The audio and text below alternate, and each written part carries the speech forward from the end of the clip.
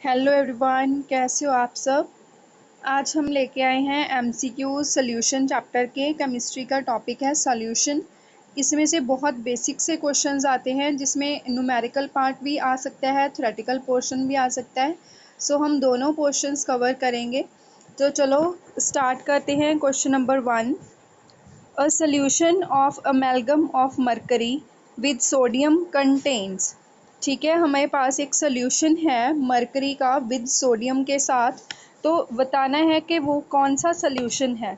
तो हमारे पास तीन तरह के सॉल्यूशंस होते हैं। कौन कौन से सॉल्यूशंस होते हैं हमारे पास?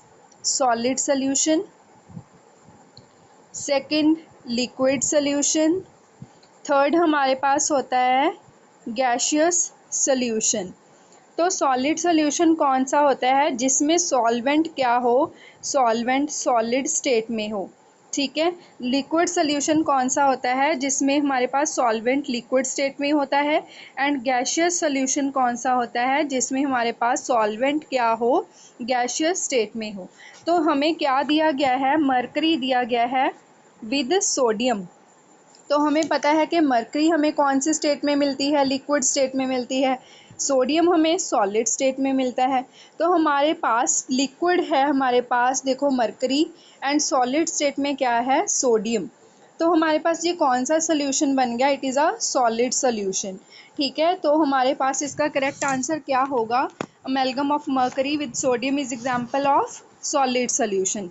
जिसमें हमारे पास सोल्यूट है जो mercury, mercury is solute, solute हमारे पास लिक्विड स्टेट में है एंड सॉल्वेंट हमारे पास क्या स्टेट में है? सॉलिड स्टेट में है। तो इसकी करेक्ट आंसर क्या हो गया? Option number C.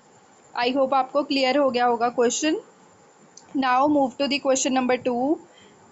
1 kilogram of sea water contains 6 milligram of dissolved oxygen। ठीक है, सी वाटर में, सी वाटर का 1 किलोग्राम लिया गया है। 1 किलोग्राम सी वाटर में हमारे पास 6 मिलीग्राम डिजॉल्व्ड ऑक्सीजन है और ऑक्सीजन की कंसंट्रेशन हमें फाइंड करनी है पीपीएम में। ठीक है, तो इसका क्वेश्चन का आंसर हम कैसे निकालेंगे? हमें पता है कि 1 पीपीएम कितने मिलीग्राम के इक्वल होता है, आप सभी को पता होगा ये। तो चलो करते हैं question. We all know that 1 ppm equals to 10⁻⁶ milligrams के इक्वल होता है।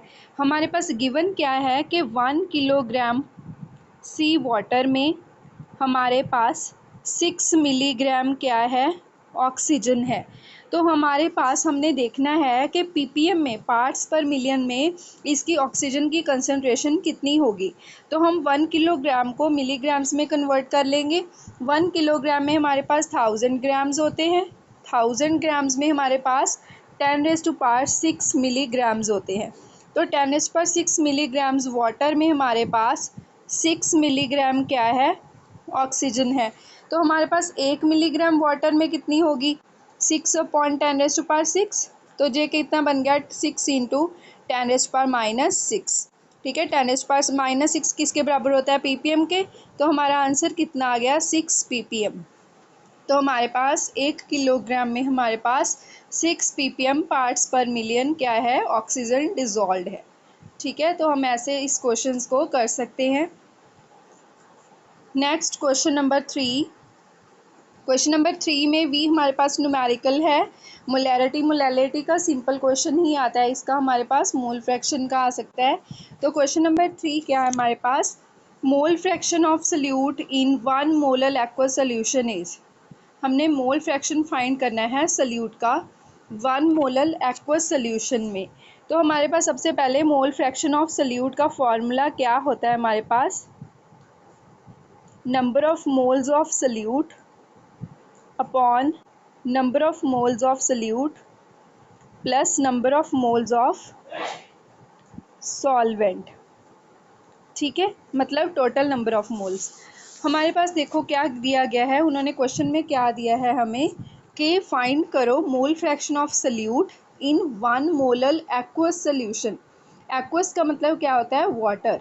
1 मोलर एक्वस सोल्यूशन का मतलब क्या है कि हमारे पास गिवन क्या है?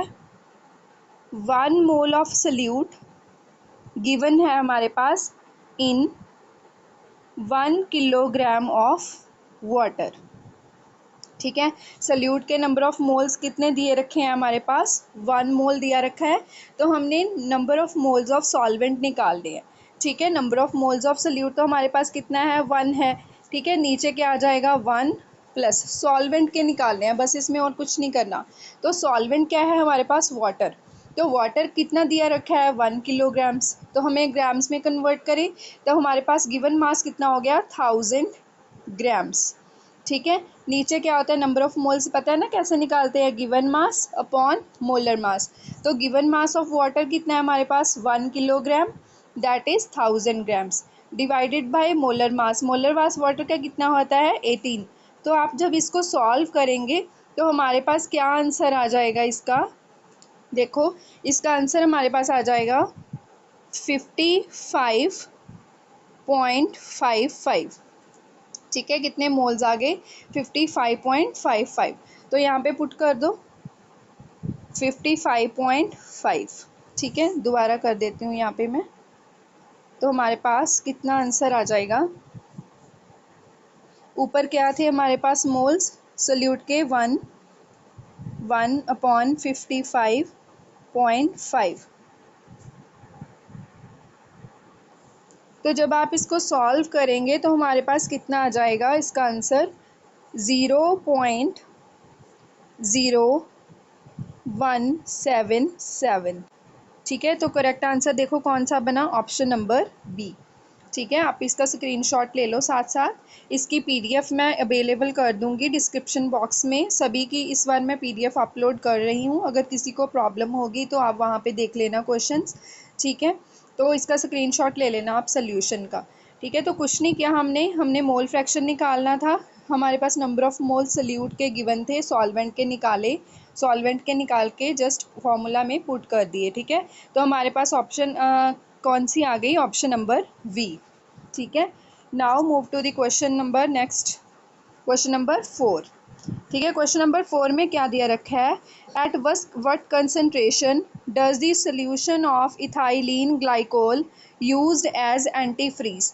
ठीक है, हमारे पास एक सोल्यूशन होता है इथाइलिन ग्लाइकोल का, जिसको हम एंटी फ्रीज के लिए यूज़ करते हैं। उसने क्वेश्चन में पूछा है कि कितनी कंसंट्रेशन पे हम उसे यूज़ करते हैं। तो ये थ्योरेटिकल पार्ट है, हमें याद ही रखना है कि हम इथाइलिन ग्लाइकोल का सोल्यूशन कितने परसेंट लेते हैं, 35% वॉल्यूम बाय वॉल्यूम। ठीक है, कितना लिया जाता है, 35% वॉल्यूम बाय वॉल्यूम। ठीक है, sorry 35% volume by volume, that is 35 gram 35 litres में लिया जाता है। ठीक है, now question number 5। Question number 5 में क्या है हमारे पास, 50 millilitre of aqueous solution of glucose contain 6.02 into 10 raised to power 22 molecules, the concentration of the solution will be। ठीक है, कंसंट्रेशन फाइंड करनी है, मोलैरिटी फाइंड करनी है। देखो हमारे पास, हमें कैसे पता लगा कि मोलैरिटी फाइंड करनी है, तो ऑप्शंस में देखो आप, आंसर के पीछे कैपिटल एम दिया रखा है। तो कैपिटल एम किसकी यूनिट होती है हमारे पास, मोलैरिटी की। अगर स्मॉल एम दिया रखा होता तो हमारे पास वो मोलैलिटी की यूनिट होती है। तो हमें यहाँ पे मोलैरिटी फाइंड करनी है। तो गिवन क्या है हमारे पास, वॉल्यूम गिवन है सोल्यूशन की 50 मिलीलीटर, एंड हमारे पास क्या गिवन है, मॉलिक्यूल्स गिवन है। ठीक है, तो हमने मोलैरिटी फाइंड करनी है। तो we all know that molarity का फॉर्मूला हमारे पास क्या होता है, तो मोलैरिटी का फॉर्मूला होता है हमारे पास number of moles of solute upon volume of solution in litres.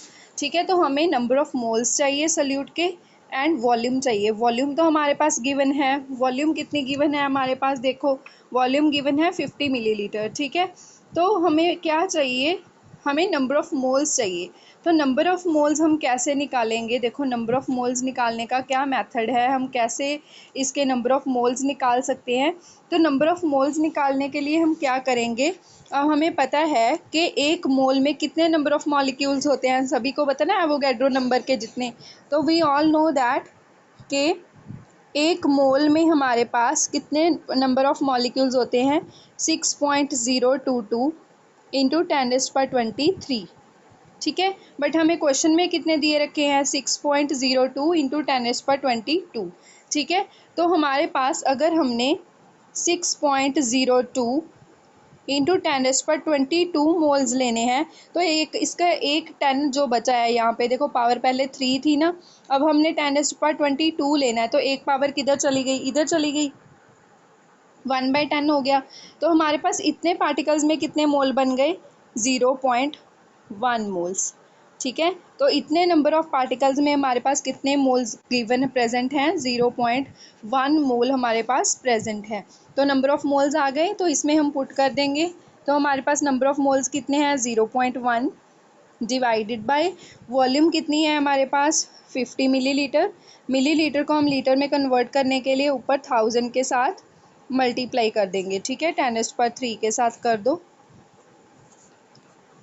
Multiply 10⁻3। तो आप जब इसे सॉल्व करेंगे तो हमारा आंसर कितना आ जाएगा, इसमें आंसर हमारा आ जाएगा 2m। ठीक है, हमारे पास आंसर कितना आ जाएगा 2, मोलैरिटी कितनी आ गई 2 मोलर। क्लियर हो गया, कुछ नहीं किया हमने, number of moles of salute निकाल ले। ठीक है, हमें इतने पार्टिकल्स दिए रखे थे, तो हमें पता है कि अगर 6.022 इंटू 10⁻23 पार्टिकल्स मिलके 1 मोल बनाते हैं तो 6.022 इंटू 10⁻22 कितने बनाएंगे, तो एक पावर नीचे चली गई ना।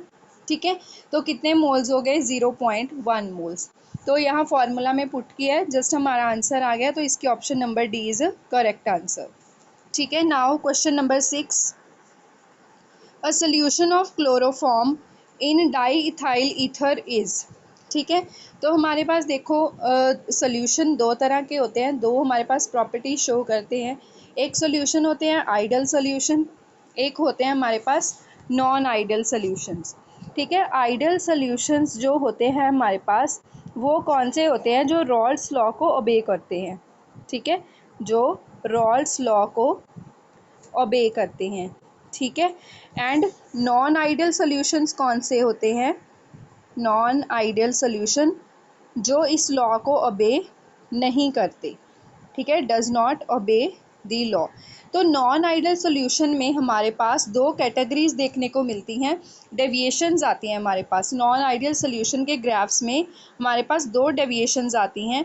कौन कौन सी डेविएशंस आती हैं हमारे पास, एक तो आती है पॉजिटिव डेविएशन। ठीक है, एक आती है हमारे पास नेगेटिव डेविएशन।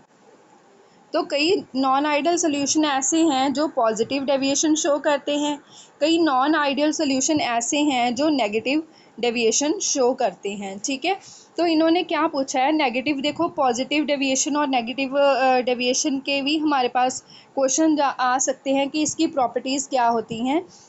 पॉजिटिव जो डेविएशन होती है, पॉजिटिव डेविएशन के लिए हमारे पास जो इंथैल्पी होती है, change in enthalpy, that is delta H always greater than क्या होगी 0, एंड डेल्टा वी क्या होगी ग्रेटर देन 0 होगी for positive deviation. Negative deviation के लिए डेल्टा एच क्या होगी less than 0, and delta we भी क्या होगी लेस देन 0। ठीक है, ये प्रॉपर्टीज़ आपने याद रखनी है, ये पॉजिटिव डेविएशन के लिए है, ये नेगेटिव डेविएशन के लिए है। ठीक है, कौन से सोल्यूशन पॉजिटिव नेगेटिव शो करेंगे उसी के बेसिस पे ये क्वेश्चन इन्होंने पूछा गया है। ठीक है, तो हमारा क्वेश्चन क्या है कि a solution of chloroform in diethyl ether, कौन सी हमारे पास डेविएशन शो करेगा। तो इसकी ऑप्शन देखो क्या है हमारे पास कि इट ओबे रॉल्स लॉ, ये रॉल्स लॉ को ओबे करेगा। Second, show positive deviation, show negative deviation, behave like near ideal solution. तो मैंने ये ऐसे देख रखा है, सभी क्वेश्चंस को मैंने पूरा चेकआउट किया था, तो मैंने ये ऐसे ट्रिक बनाई है कि क्लोरोफॉर्म, देखो क्लोरोफॉर्म का नेगेटिव इम्पैक्ट पड़ता है, तो क्लोरोफॉर्म नेगेटिव डेविएशन शो करता है। ठीक है, आप इसे जैसे भी याद रखें, क्योंकि पॉजिटिव और नेगेटिव की 3-3 4-4 एग्जांपल्स बहुत ज़्यादा इंपॉर्टेंट हैं जो क्वेश्चन में आ सकती हैं। ठीक है, तो उसी के बेसिस पे आपने ये याद रखनी है एग्जांपल्स। ठीक है, आगे भी कई एग्जांपल्स आएंगी इनकी, तो आपने याद रखना है कि क्लोरोफॉर्म का सोल्यूशन इन डाईइथाइल ईथर कौन सी डेविएशन शो करेगा, नेगेटिव डेविएशन शो करेगा, because it is a non ideal solution. Okay, now question number 7, the system that form maximum boiling azeotropes. ठीक है, कहते वो सिस्टम जो मैक्सिमम बॉइलिंग एजोट्रॉप शो करता है, इनमें से कौन सा है? तो हमारे पास ऑप्शंस क्या हैं? Ethyl alcohol water, benzene toluene, acetone chloroform, carbon disulphide acetone. ठीक है, तो मैक्सिमम बॉइलिंग एजियोट्रॉप कौन शो करता है? तो इसका करेक्ट आंसर है हमारे पास कार्बन डाइसल्फाइड एसीटोन। ठीक है, इसका करेक्ट आंसर क्या होगा हमारे पास? Option number D. ठीक है, तो हमें याद रखनी है ये सारी चीज़ें, बहुत ही इंपॉर्टेंट हैं। ठीक है, नाउ नेक्स्ट क्वेश्चन हमारे पास है, just wait. Now question number 8। Question number 8 क्या है? If we place the blood cells in a solution containing less than 0.9% mass by volume sodium chloride, they would swell. This is because, ये कह रहे हैं हमारे पास कि हमारे पास अगर आरबीसी क्या है? Red blood cells. ठीक है, उनको हमने ऐसे सोल्यूशन में डाला है जिसमें हमारे पास 0.9% NaCl है, नमक है 0.9%।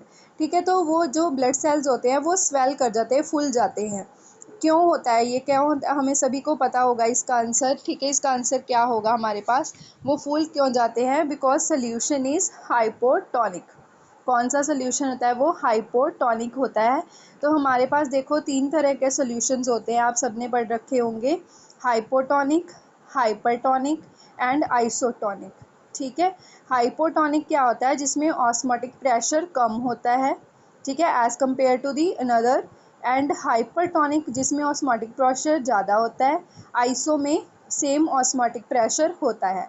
तो हमारे पास देखो 0.9% बहुत कम वैल्यू है हमारे पास।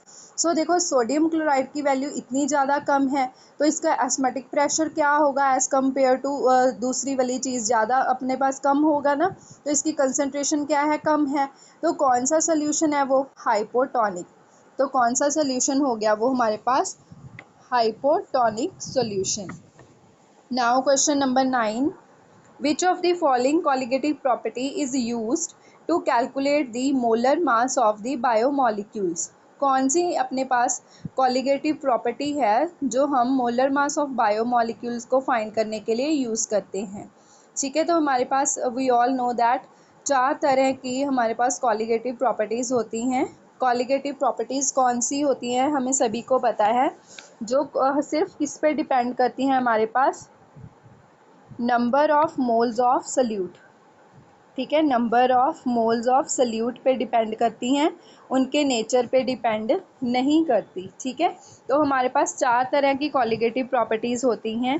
कौन कौन सी? Relative lowering of vapour pressure, elevation in boiling point, depression in freezing point and osmotic pressure. तो ऑस्मोटिक प्रेशर हमारी ऐसी प्रॉपर्टी है जो हमें मोलर मास ऑफ बायोमॉलिक्यूल्स को फाइंड करने में हेल्प करती है। ठीक है, तो इसको करेक्ट आंसर क्या हो गया? Option number D. Now question number 10। Molar elevation constant is calculated from the enthalpy of vaporization and boiling point of pure solvent using the relation। Just formula है, ये आपको याद ही रखना पड़ेगा। तो हमारे पास फार्मूला है, इसकी करेक्ट ऑप्शन क्या है हमारे पास? Option number A. ठीक है, मोलर एलिवेशन कांस्टेंट क्या होता है? के बी। एक हमारे पास क्या होता है? के एफ बी होता है, फ्रीजिंग कांस्टेंट जिसे हम बोलते हैं। इसको हम क्या बोलते हैं? Cryoscopic constant. ठीक है, और के बी क्या होता है? मोलर एलिवेशन कांस्टेंट, जिन्हें हम इब्लोस्कोपिक कांस्टेंट भी बोलते हैं। ठीक है, तो इसकी करेक्ट ऑप्शन क्या होगी? Option number A. Now question number 11। When KCl is dissolved in water, तो क्या फ़र्क पड़ेगा उसके बॉइलिंग पॉइंट पे? ठीक है, तो जब हम KCl को हम वाटर में डिज़ोल्व करते हैं तो क्या होगा? देखो हमने पढ़ रखा है कि KCl क्या है? एक नॉन वोलेटाइल सोल्यूट है। नॉन वोलेटाइल सोल्यूट कौन से होते हैं? विच डज़ नॉट वेपराइज, जिसके वेपर्स नहीं बन सकते। ठीक है, अगर हमने कोई सोल्यूशन लिया है जो वोलेटाइल सोल्यूशन है, उसके तो बहुत सारे वेपर्स बन जाएंगे। अगर सपोज़ करो हमने एक सोल्यूशन लिया, ठीक है, ये वोलेटाइल है, ठीक है, इसके बहुत सारे वेपर्स बनेंगे। ठीक है, बहुत सारे, इसका वेपर प्रेशर बहुत ज़्यादा होगा। अगर हमने इस वॉलेटाइल में सोल्यूशन में हमने क्या डाल दिया, नॉन वॉलेटाइल KCl डाल दिया, ठीक है, क्या डाल दिया इसमें हमने, KCl डाल दिया। KCl क्या है, नॉन वोलेटाइल है। तो पहले जब इतने सारे वेपर्स बन रहे थे सभी, क्योंकि क्या था, सभी हमारे पास पूरा सोल्यूशन क्या था, वोलेटाइल का था, सभी के वेपर्स बनेंगे। पर जब हमने KCl को ऐड कर दिया तो कुछ स्पेस है, जो सरफेस एरिया है हमारे पास सोल्यूशन का, वो KCl ने ले लिया। तो हमारे पास जब वेपर्स हैं बहुत कम बनेंगे as compare to the initial condition, क्योंकि हमने क्या ऐड कर दिया वहाँ पे, नॉन वोलेटाइल सोल्यूट ऐड कर दिया। तो इसके साथ क्या होता है, वेपर प्रेशर डिक्रीज हो जाता है, ठीक है। यहाँ तो देखो कितने वेपर्स बन रहे थे, यहाँ पे बहुत कम बन गए, मतलब वेपर प्रेशर क्या हो गया हमारे पास, डिक्रीज हो गया, ठीक है। वेपर प्रेशर सोल्यूशन का डिक्रीज होने से क्या हो गया हमारे पास, कि जो सोल्यूशन होगा उसको बहुत ज़्यादा टेम्परेचर चाहिए होगा अपने आप को हीटअप करने के लिए, ठीक है, इक्वलाइज करने के लिए, कि वो एटमॉस्फेरिक प्रेशर के लेवल का हो जाए। तो उसका वेपर प्रेशर लो है, सो दैट्स वाई उसका बॉइलिंग पॉइंट हमारे पास क्या हो जाएगा, इंक्रीज़ हो जाएगा, ठीक है, क्योंकि उसे और ज़्यादा टेम्परेचर की लोड पड़ेगी, और ज़्यादा टेम्परेचर की ज़रूरत होगी अपने को वेपराइज़ करने के लिए, क्योंकि वेपर प्रेशर हमारे पास डिक्रीज़ हो चुका है। तो उसने अपने वेपर प्रेशर को क्या करना है, इक्वलाइज़ करना है, इक्वल करना है एटमॉस्फेयर के प्रेशर के, ठीक है। तो उसको बहुत ज़्यादा टेम्परेचर की लोड पड़ेगी, तो दैट्स वाई उसका बॉइलिंग पॉइंट क्या हो जाएगा, इंक्रीज़ हो जाएगा। बॉइलिंग पॉइंट क्या हो जाएगा, इंक्रीज़। तो देखो इसकी करेक्ट ऑप्शन क्या है हमारे पास, option number B, boiling point of solution increases, ठीक है। तो नेक्स्ट क्वेश्चन देखो हमारे पास क्या है, compare to Puri the vapour pressure of water at Delhi. देखो एक हमारे पास पुरी है, ठीक है, एक हमारे पास क्या है, दिल्ली है। दोनों का वेपर प्रेशर को कंपेयर करना है, किसका ज़्यादा होगा किसका कम होगा, ठीक है। इसका करेक्ट आंसर क्या है हमारे पास, कि vapour pressure of water at Delhi क्या होगा, लेस होगा एज़ कंपेयर टू पुरी। क्यों होगा, बिकॉज़ देखो हमने क्या कहा है कि हमारे पास अगर जितना ज़्यादा नॉन वोलेटाइल इम्प्योरिटीज़ होंगी वो वेपर प्रेशर को डिक्रीज़ कर देती हैं। तो सबसे ज़्यादा पोल्यूशन कहाँ पे है, हमें पता है सभी को, सबसे ज़्यादा पोल्यूशन हमारे पास कहाँ पे है, दिल्ली में है, ठीक है, as compare to Puri.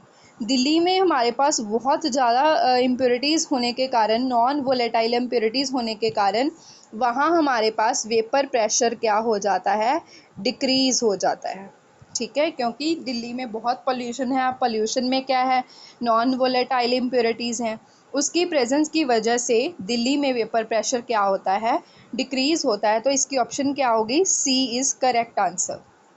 Now question number 13, question number 13 में क्या है, a sample of hard water was found to contain 40 mg of MgSO4 in 10 kilogram of sample. The ppm of MgSO4 in sample will be, ठीक है, हमने parts पर million में MgSO4 की concentration find करनी है। तो चलो इसका आंसर करते हैं। हमारे पास इन्होंने क्या पूछा है, पीपीएम में कंसंट्रेशन पूछी है। तो हमें पता है कि पीपीएम में हमारे पास कंसंट्रेशन फाइंड करने का क्या फॉर्मूला होता है, पीपीएम इक्वल्स टू, क्या फॉर्मूला लगाएंगे हम, wait of solute upon weight of solution into क्या होगा, 10⁻⁶, ठीक है। हमारे पास सभी को पता होगा, अब तक आप रिवीजन कर चुके होंगे। तो पीपीएम में इसका हमारे पास क्या फार्मूला होता है, पार्ट्स पर मिलियन की कंसंट्रेशन फाइंड करने का, wait of solute upon weight of solution into 10⁻⁶।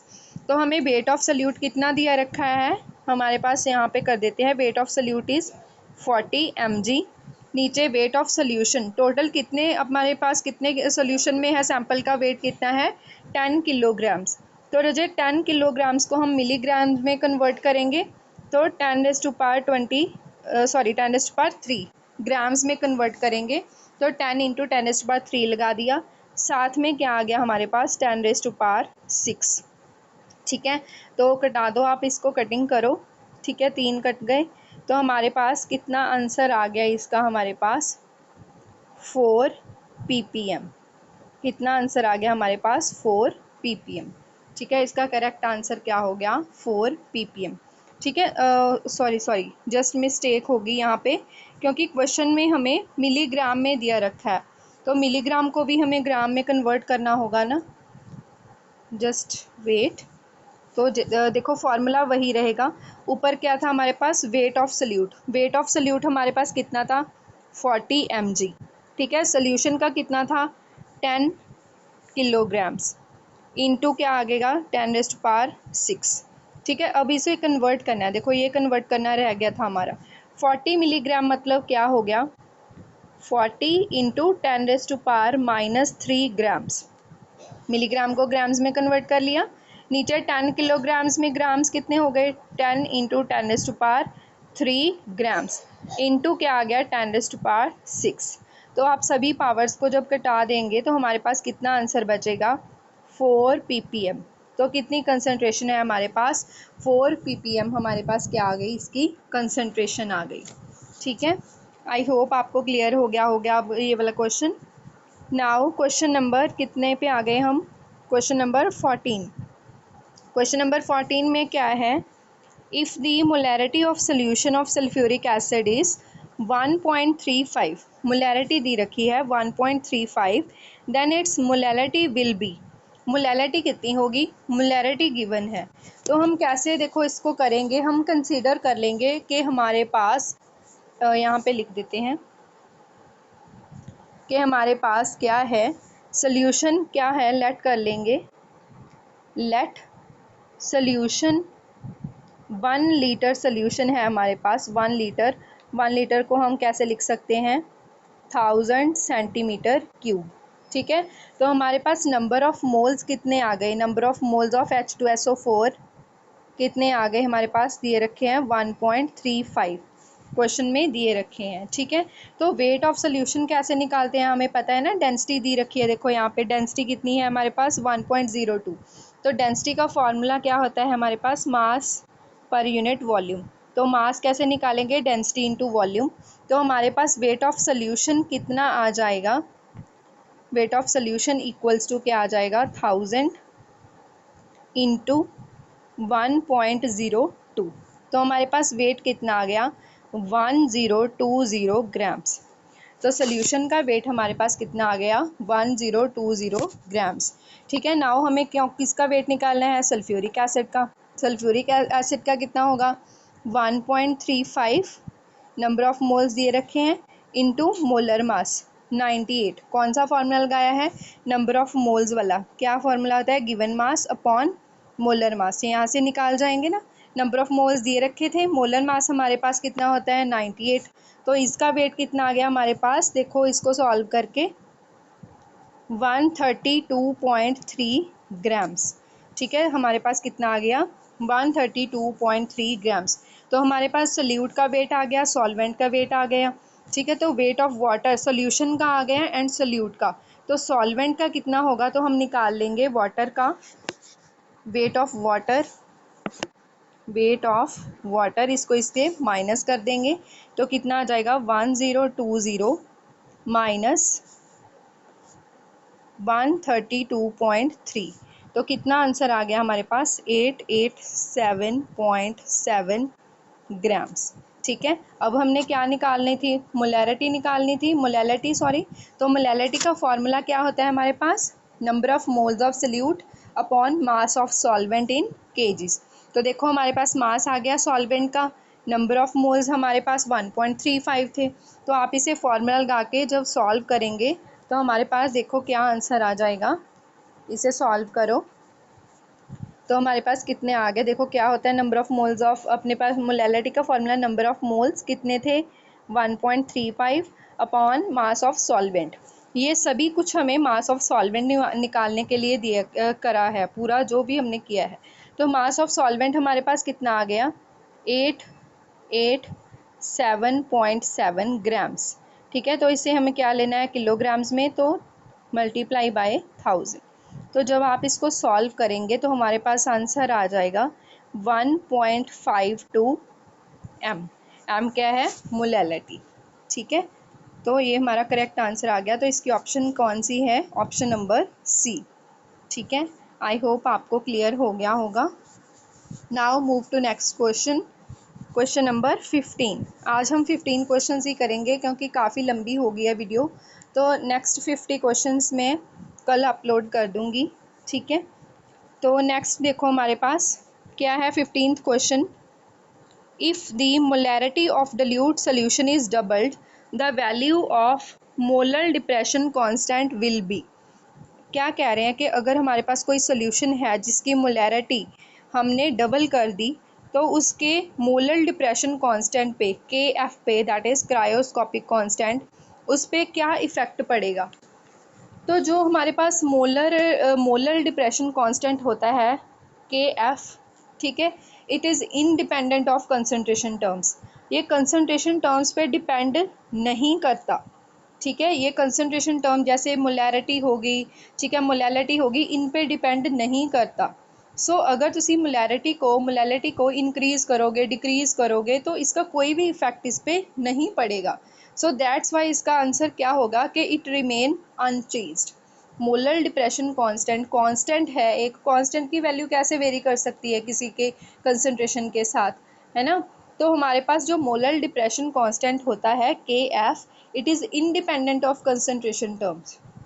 कोई भी हमारे पास कंसंट्रेशन टर्म है जो, जैसे हमारे पास मोलैलिटी होगी, नॉर्मेलिटी होगी, फॉर्मेलिटी होगी, ठीक है, इन पे डिपेंड करता ही नहीं, because it is a constant.